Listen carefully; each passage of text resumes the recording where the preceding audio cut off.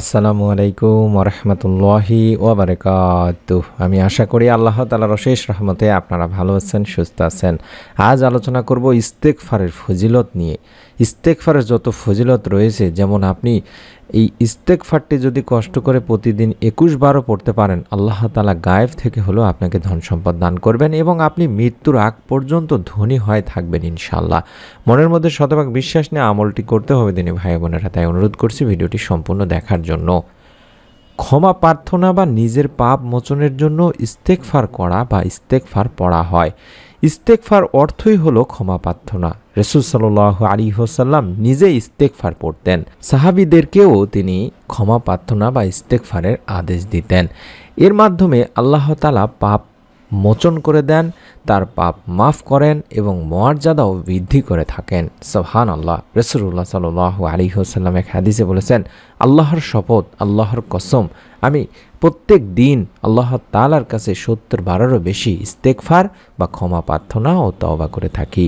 সুবহানাল্লাহ। অপর হাদিসে আবু হুরায়রা রাদিয়াল্লাহু তাআলা আনহু থেকে বর্ণিত আছে, তিনি বলেন, রাসূলুল্লাহ সাল্লাল্লাহু আলাইহি ওয়াসাল্লাম বলেছেন, সেই মহান সত্তার কসম বা শপথ, যার হাতে আমার জীবন আছে, যদি তোমরা পাপ না করো, যদি তোমরা গুনাহ না করো, তাহলে আল্লাহ তাআলা তোমাদেরকে নিশ্চিহ্ন করে দিবেন বা করে দিয়ে তোমাদের পরিবর্তে এমন এক জাতি আনয়ন করবেন যারা পাপ করবে এবং আল্লাহ তাআলার কাছে ক্ষমা প্রার্থনা করবে, আর আল্লাহ তাদেরকে ক্ষমা করে দেবেন। সহিহ মুসলিম শরীফের সহিহ একটি হাদিসে বলা হয়েছে তিনি ভাই বোনেরা। আব্দুল্লাহ ইবনে আব্বাস থেকে বর্ণিত একটি হাদিস আছে, তিনি বলেন, আল্লাহ রাসূল সাল্লাল্লাহু আলাইহি ওয়াসাল্লাম বলেছেন, যে ব্যক্তি সব সময় গুনাহ মাপ চাইতে থাকে, অর্থাৎ আস্তাগফিরুল্লাহ পড়তে থাকে, আল্লাহ রাব্বুল আলামিন তাকে প্রতিটি অর্থাৎ সমস্ত প্রকার সংকীর্ণতা অথবা দুঃখ কষ্ট অবস্থা থেকে বেরিয়ে আসার সুযোগ বের করে দেন কোনো না কোনো একটা মাধ্যম থেকে, এবং তার প্রত্যেকটি বা প্রতিটি দুশ্চিন্তা থেকে তাকে মুক্ত করেন এবং তিনি তাকে এমন সব উৎস থেকে রিজিক দান করেন, ধন সম্পদ দান করেন, অভাব অনটন দূর করে দেন, যা সে কল্পনাও করতে পারে না। সুবহানাল্লাহ। আবু দাউদ শরীফের একটি হাদিস। আমি তাই অনুরোধ করব, বেশি বেশি প্রতিদিন ইস্তেগফার পড়বেন দিনী ভাই বোনেরা, এবং ইস্তেগফারের একটি ছোট্ট দোয়া আপনাদেরকে শিখিয়ে দেব। এই দোয়াটি প্রতিদিন কম করে হলেও অন্তত 21 বার করে পাঠ করবেন।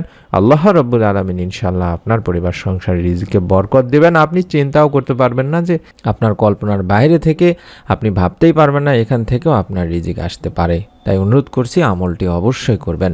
ইবনে আব্বাস রাদিয়াল্লাহু তাআলা আনহু থেকে বর্ণিত আছে, আল্লাহ রাসূল সাল্লাল্লাহু আলাইহি ওয়াসাল্লাম বলেছেন, যে ব্যক্তি বেশি বেশি ইস্তেগফার করে, আল্লাহ তাআলা তার সব সংকট থেকে উত্তরণের ব্যবস্থা করে দেন, তার সব পেরেশানি দূর করে দেন এবং তাকে এমন জায়গা থেকে রিজিক দান করেন যা সে কল্পনাও করতে পারে না। এটি সুনানে আবু দাউদ শরীফের যে হাদিসটি, সেটি আমি আপনাদের সামনে তুলে ধরলাম দিনী ভাই বোনেরা। শুধু তাই নয়, আল্লাহ রাব্বুল আলামিন বলেছেন সূরা নূর আয়াত 11 থেকে 12তে বলেছেন যে ইস্তেগফারের মাধ্যমে আল্লাহর রহমত ও নিয়ামত লাভ করা যায়। ইস্তেগফারের ফজিলত সম্পর্কে কোরআনুল কারিমে আল্লাহ তাআলা বলেন, ইস্তেগফারের ফলে আল্লাহ তাআলা তোমাদের প্রতি সুষম বৃষ্টি বর্ষণ করবেন আর তোমাদের সম্পদে প্রাচুর্য ও সমমানের বরকত দিবেন এবং তোমাদের জন্য বাগবাগিচা বা পানির ফোয়ারায় শোভিত করবেন। সূরা নূর 11 থেকে 12 নম্বর একটি আয়াতে বলা হয়েছে। শুধু তাই নয়, ইস্তেগফারের মাধ্যমে আল্লাহ তাআলার কাছে যদি আপনি ক্ষমা চান, আপনার জান্নাত লাভেরও নিশ্চয়তাও রয়েছে দিনী ভাই বোনেরা। আল্লাহ তাআলা বলেন, তোমরা তোমাদের রবের ক্ষমার দিকে অগ্রসর হও এবং ওই জান্নাতের দিকে যার প্রশস্ততা আকাশ ও পৃথিবীর মতো, যা তাদের জন্য প্রস্তুত করা হয়েছে যারা আল্লাহর রাসূলের প্রতি ঈমান এনেছে। তা আল্লাহর অনুগ্রহ, তিনি যাকে ইচ্ছা তাকে প্রদান করেন। সুবহানাল্লাহ, সুবহানাল্লাহ। তাই আমরা ক্ষমা প্রার্থনার জন্য ইস্তেগফারকে বেশি বেশি বেছে নিব। জান্নাত লাভের জন্য হলেও মানুষ যে কোনো সময় পাপ করতে পারে, যে কোনো মুহূর্তে পাপ করতে পারে, তাই সর্বদা সব সময় ইস্তেগফার করতে চাই। হাদিসে কুদসিতে আল্লাহ তাআলা বলেন, হে আমার বান্দারা, তোমরা রাতে দিনে পাপাচারে লিপ্ত থাকো, আমি তোমাদের সবার গুনাহ মাফ করি, অতএব তোমরা আমার কাছে ক্ষমা প্রার্থনা করো, আমি তোমাদের ক্ষমা করব। সহিহ মুসলিম শরীফের সহিহ একটি হাদিস। শুধু তাই নয় দিনী ভাই বোনেরা, ইস্তেগফারের মাধ্যমে আপনি আল্লাহ রাব্বুল আলামিন এবং আল্লাহ রাসূল সাল্লাল্লাহু আলাইহি সাল্লামের প্রিয় বান্দাতেও পরিণত হতে পারবেন। আল্লাহ রাসূল সাল্লাল্লাহু আলাইহি ওয়াসাল্লামের জীবনের সব ভুল ত্রুটি ক্ষমা করে দেওয়ার পরেও, তাকে সব ধরনের ভুল ত্রুটির ঊর্ধ্বে রাখার পরেও রাসূল সাল্লাল্লাহু আলাইহি সাল্লাম প্রতিদিন অসংখ্যবার ইস্তেগফার করেন। হাদিসেও বর্ণিত আছে, আমি প্রতিদিন 100 বার আল্লাহ তাআলার কাছে ক্ষমা প্রার্থনা করি বা ইস্তেগফার করি। সহিহ বুখারী মুসলিম শরীফের একটি হাদিস। ঠিক সেরকমই একটি ছোট্ট ইস্তেগফার রয়েছে। এই ইস্তেগফারটি আপনারা দিনে কম করে হলেও 100 বার না পারলেও অন্তত 21 বার করে পাঠ করবেন। ইবনে মাসউদ রাদিয়াল্লাহু তাআলা আনহু থেকে বর্ণিত, তিনি বলেন, আল্লাহ রাসূল সাল্লাল্লাহু আলাইহি ওয়াসাল্লাম বলেছেন, যে ব্যক্তি এই দোয়া পড়বে বা ইস্তেগফারটি করবে, অর্থাৎ ইস্তেগফারটি আমি দেখাই দিচ্ছি, আস্তাগফিরুল্লাহাল্লাযী লা ইলাহা ইল্লা হুয়াল হাইয়ুল কাইয়্যুম ওয়া আতুবু ইলাইহি, আস্তাগফিরুল্লাহাল্লাযী লা ইলাহা ইল্লা হুয়াল হাইয়ুল কাইয়্যুম ওয়া আতুবু ইলাইহি, আস্তাগফিরুল্লাহাল্লাযী লা ইলাহা ইল্লা হুয়াল হাইয়ুল কাইয়্যুম ওয়া আতুবু ইলাইহি।